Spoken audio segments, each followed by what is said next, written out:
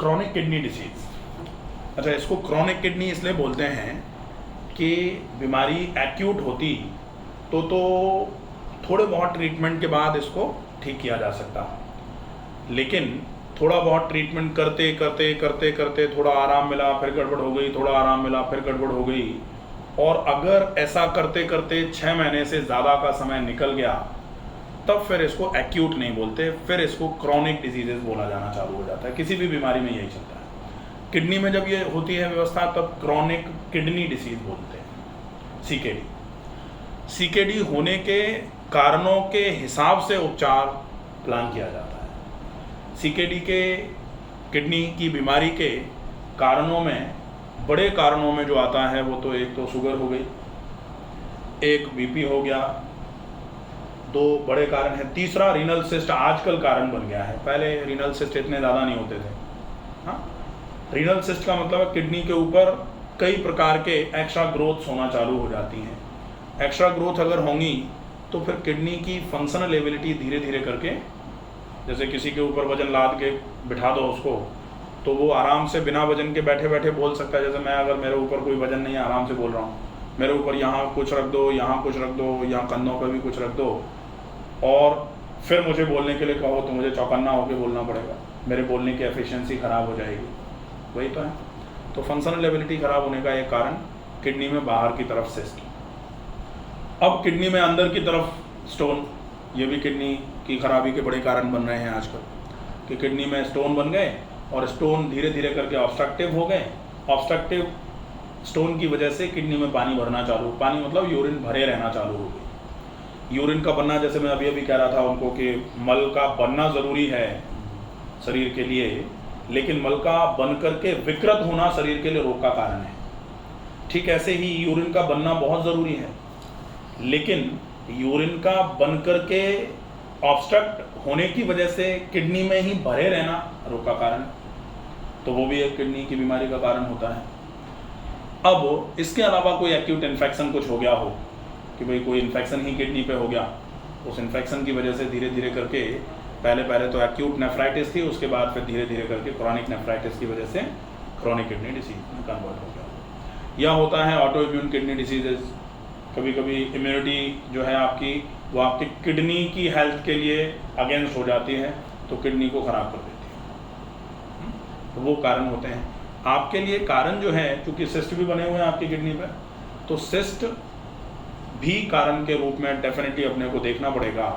और चूँकि आपका बीपी ज़्यादा है, तो बीपी आपके कारणों में सबसे ज़्यादा मैटर करेगा। अगर किडनी की बीमारी में आप कारण समझने की कोशिश करें कि क्यों कारण बन जाते हैं ये, तो शुगर जैसे जब ज़्यादा होती है तो कहाँ ज़्यादा होती है? खून में ही ज़्यादा होती है। खून में ज़्यादा होती है। अब वो खून को फिल्टर करने का दारोमदार पूरा का पूरा किस पे है? किडनी पे है। खून में जो भी गंदगियाँ आंतों से खिंच करके जब खाना जाता है खून में, लिवर पे जाके उसकी प्रोसेसिंग होती है, फिर वो हार्ट पे जा करके, फेफड़ों में जाके ऑक्सीजन लेके दोबारा हार्ट के लेफ्ट साइड में आके, फिर लेफ्ट वेंट्रिकल में जाके, फिर पूरे शरीर में सर्कुलेट हो जाता है। और पूरे शरीर में सर्कुलेट होते होते फिर वो सेल तक जाता है। सेल तक जाके ऊर्जा देता है, ऑक्सीजन देता है, और वहाँ से गंदगी को बटोर के ले आता है खून में। और फिर वो खून फिर से वीनस रिटर्न के चलते फिर हार्ट में आता है, हार्ट से फिर वो फेफड़ों में जाता है, ऑक्सीजन लेके आता है, गंदगी आ गई अब उसमें, और फिर वो खून फिर से हार्ट से पूरे शरीर में दोबारा से चलता है, एओर्टा से होते हुए फिर वो किडनी पर भी जा रहा है, और किडनी पर वो फिल्ट्रेशन, गंदगी फिल्टर करने का काम है। अब वो गंदगी चाहे शुगर ज़्यादा हो, वो भी गंदगी है, चाहे खून में प्रेशर का ही ज़्यादा हो जाना क्यों नहीं हो, वो भी एक तरीके से खून की गंदगी ही माना जाता है, प्रेशर भी। तो शुगर आपको है नहीं, लेकिन प्रेशर ज़्यादा है, तो प्रेशर ज़्यादा होना खून की गंदगी है, और उसकी वजह से किडनी पर ज़्यादा प्रेशर के साथ खून जा रहा है। ज़्यादा प्रेशर के साथ तो अपन जैसे अगर छलनी में दूध भी ज़्यादा प्रेशर डाल के छान देते हैं ना, तो छलनी धीरे धीरे करके ख़राब हो जाती है। जैसे छलनी में कभी चाय छानते हैं, पुराने लोग करते थे, आजकल तो नहीं करते लोग, कि चाय जब बिल्कुल छन जाती थी तो चाय की पत्ती जब भर जाती थी छलनी में, तो उसमें थोड़ी बहुत चाय बचती थी 5-7 ml, तो लोग चम्मच से ऐसे ऐसे करके दबा देते थे उसको प्रेशर डाल के, तो उससे किडनी जल्दी से टूट जाती थी, होता था ऐसा, मुझे याद है।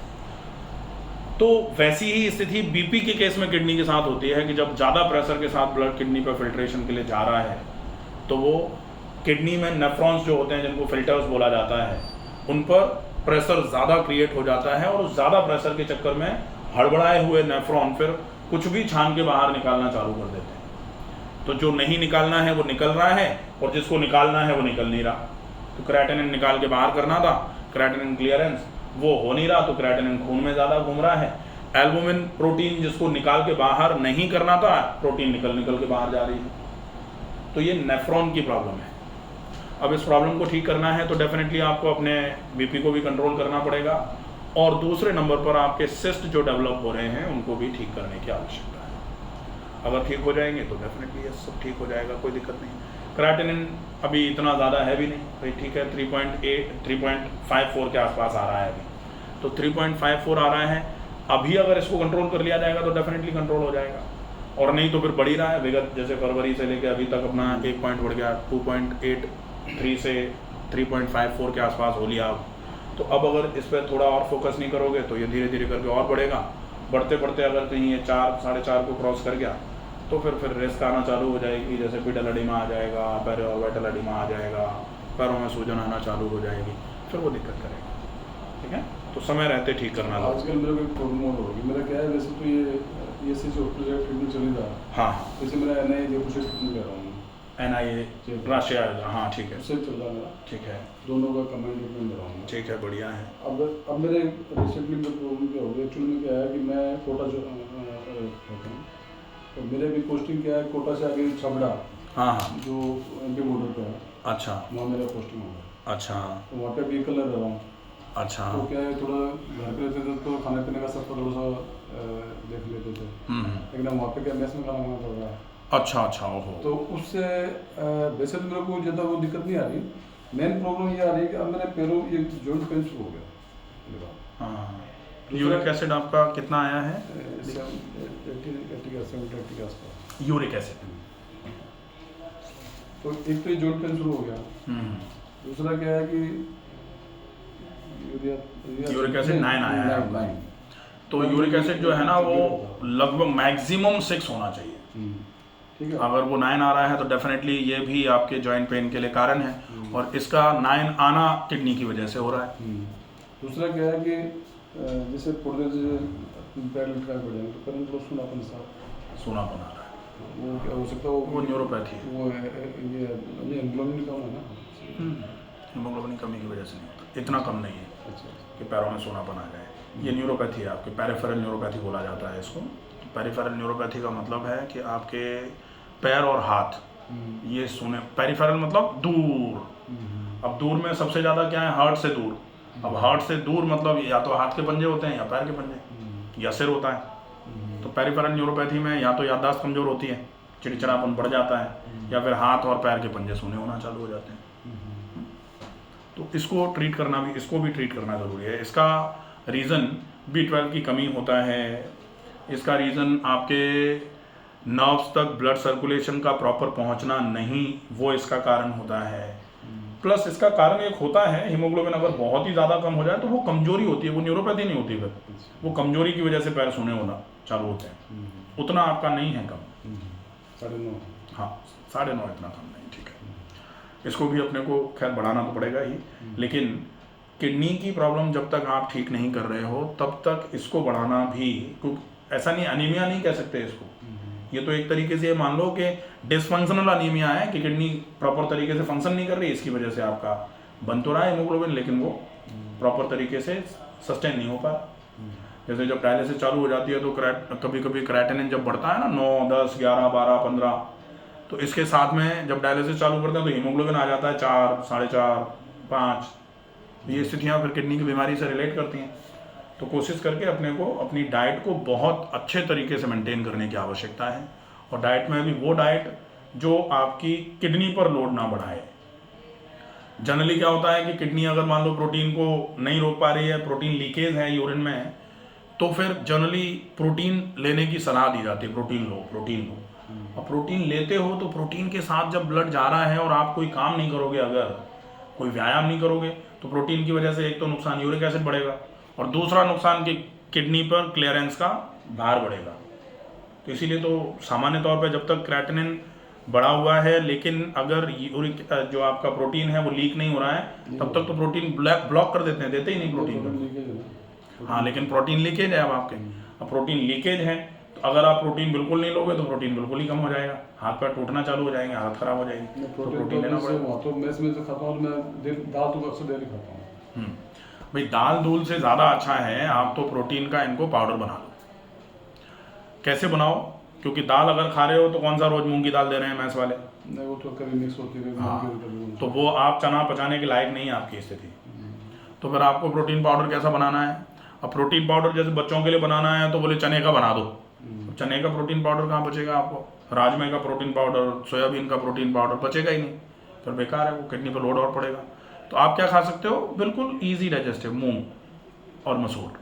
तो मूंग और मसूर दोनों को पहले पानी में भिगो अच्छे तरीके से, जब वो फूल जाएं उसके बाद उनको अंकुरित करने के लिए कपड़े में गीला करके, कपड़ा सूती कपड़ा बांध दो एयरेशन में, हवा में। जब खूब अच्छे बड़े बड़े अंकुर आ जाएं उसमें, उसके बाद उनको सुखा लो अच्छे तरीके से। हाँ, कोशिश करो सन ड्राई नहीं, एयर ड्राई सुखाओ।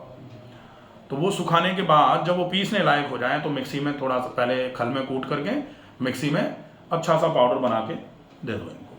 अब वो पाउडर भी कितने दिन का मैक्सिमम बना सकते हो एक बार में? मैक्सिमम 10 से 15 दिन, क्योंकि उससे ज़्यादा अगर इस पाउडर को रखोगे तो प्रॉब्लम आएगी। एक काम और कर सकते हो, मान लो कच्चा पाउडर कभी, जब बरसात का सीज़न है ज़्यादा नहीं रख सकते, तो फिर इसको पहले अंकुरित करने के बाद हल्का सा रोस्ट कर दो एक कढ़ाई में डाल के, और रोस्ट कर दो लोहे की कढ़ाई में डाल के, ठीक है। जब वो रोस्ट हो जाए अच्छे से तो रोस्टेड को बिल्कुल ठंडा कर लो, ठंडा करने के बाद फिर पीस दो। अब वो पाउडर बन गया आपके लिए प्रोटीन का। तो वो पाउडर प्रोटीन का आप एक एक चम्मच, एक एक गिलास अगर गाय का दूध अवेलेबल हो जाए तो उसमें ले लो। गाय का दूध तो से अगर नहीं अवेलेबल हो तो कोई बात नहीं, फिर आप इसका सत्तू बना दो कि भाई 2 चम्मच पाउडर डाला, आधा गिलास पानी लिया, उसमें थोड़ा सा जीरा, हींग, सौंफ, ये सब डाल करके थोड़ी अच्छे तरीके से चटपटा सा बना के, वो खाने में भी अच्छा लगेगा। और नमक सेंधा का उपयोग करना चालू कर दो, सफ़ेद नमक बिल्कुल बंद करो। किसी ने तो बताया कि सेंधा नमक मत लो, कोई तो ये बताता है कि सेंधा भाई आपका बीपी है, भाई कोई बताता है उसका छोड़ दो, कोई तो पता नहीं क्या क्या बता, कोई तो ये कह देगा कि ऐसे ठीक कर देंगे, ऐसे। सेंधा नमक से मतलब ये अपना जो क्या बोलते हैं, जो नॉर्मल सॉल्ट है उसमें सोडियम होता है, सोडियम होगा तो वो प्रॉब्लम है। पोटेशियम होगा, सोडियम सेंधा नमक में पोटेशियम होता है, लेकिन पोटेशियम आपका कितना आ रहा है? 5 के आसपास, ठीक है। 5। अगर मान लो पोटेशियम बाकी चीज़ों का, क्योंकि अपने को सोडियम रोकना है, सोडियम अगर बढ़ता रहा तो बीपी बढ़ता रहेगा, अगर बीपी बढ़ता रहा तो प्रॉब्लम बढ़ती रहेगी। इसलिए बहुत आवश्यक है कि आप उसको, सोडियम को ख़त्म करना है।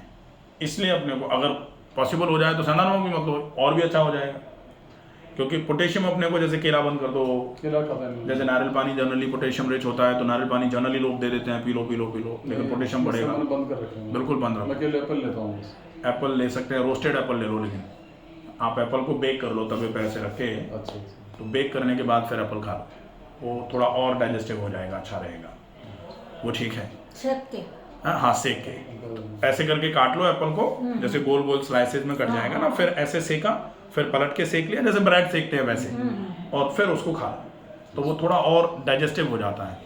क्योंकि एप्पल वैसे तो ठीक है, कंटेंट अच्छे हैं उसके, लेकिन पचने में अगर भारी है तो होने को तो अखरोट बहुत अच्छा है, लेकिन पचेगा नहीं तो फिर किस मतलब का कोई मतलब नहीं, ठीक है। तो इसका ये विशेष ध्यान रखना है। पानी का उपयोग भी थोड़ा थोड़ा करके आप 1.5 मैक्सिमम 2 लीटर पियो, इससे ज़्यादा पानी अभी मत पियो। इतना बताऊँ 2-3 लीटर का आसपास। हाँ 3 लीटर मत करो अभी, क्योंकि अभी अपने जैसे हाइपर वॉल्यूमिक हाइपर टेंशन हो रहा है ना, क्योंकि बीपी ज़्यादा है, इसलिए वो बीपी ज़्यादा है, और तो बीपी को कम करने के लिए आपको आपके पानी के कंटेंट को भी ज़्यादा नहीं रखना है, बहुत ज़्यादा मत रखो।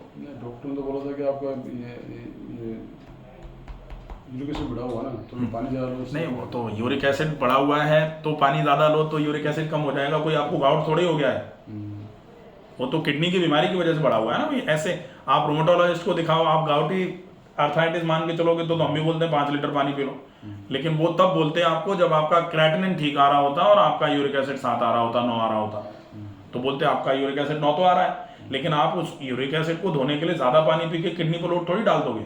ये तो थोड़ा अपने को भी समझना पड़ेगा, ठीक है।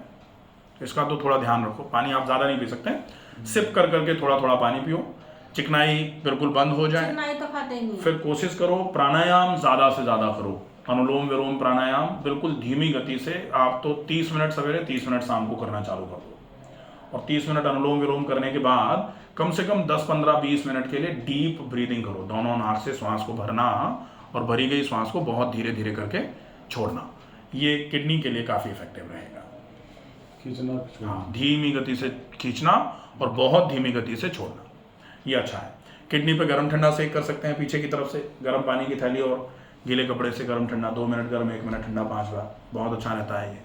अगर संभव हो जाए तो आप कुछ दिन के लिए अपने पेट को बिल्कुल साफ करने के लिए या तो त्रिफला या फिर हरड़ का पाउडर ले लो। त्रिफला लेते हैं। त्रिफला सवेरे लेना है, लेकिन रात को नहीं लेना है। हरड़ का लो 3 दिन, 3 दिन के बाद फिर त्रिफला चालू कर दो। हरड़ बस्ट, चित्रखरित की हरड़ बस्ट नाम से पाउडर आता है, हरड़ बस्ट। उसमें क्या है, ये गोखरू भी मिला हुआ है। गोखरू नहीं है, हाँ। उसमें ये है, ये उसका तेल आता है ना, अलसी नहीं, उसका कैस्टर ऑयल। Castor oil. हाँ ठीक है, चलेगा, कैस्टर ऑयल चलेगा, ठीक है। कैस्टर ऑयल और हरड़ फिर थोड़ा सा और चिकनाई हो जाती है। हरड़ रूखापन बढ़ाता है, कैस्टर ऑयल से चिकनाई आती है, तो वो ठीक है। 3 दिन ले लो। दिया था। अच्छा, हाँ नहीं बढ़िया, बहुत अच्छा है। उससे पेट एकदम साफ होगा। पेट एक बार पूरा साफ हो जाएगा, फिर पेट को साफ रखने की जिम्मेदारी भी है, ताकि खून में गंदगी ही नहीं जाए। अब खून की गंदगी साफ करने की वजह से तो किडनी को लोड बढ़ रहा है। खून साफ रहेगा, गंदगी साफ रहेगी, किडनी पे ज़्यादा लोड नहीं है, ठीक है। तो 3 दिन हरड़ ले लो। 3 दिन हरड़ लेने के बाद फिर आप त्रिफला लेते रहना रेगुलर, लेकिन सवेरे लेंगे, सवेरे लेता हूँ, ठीक रहेगा। एक बार मोशन गए, हाथ मुंह धोया, मंजन किया, पहले ये लिया, उसके बाद बाकी के काम करने हैं, आसन प्राणायाम, टहलना पहलना जो भी है ना, वो पूरा, ठीक है। इतना करो, ठीक है, ठीक रहेगा।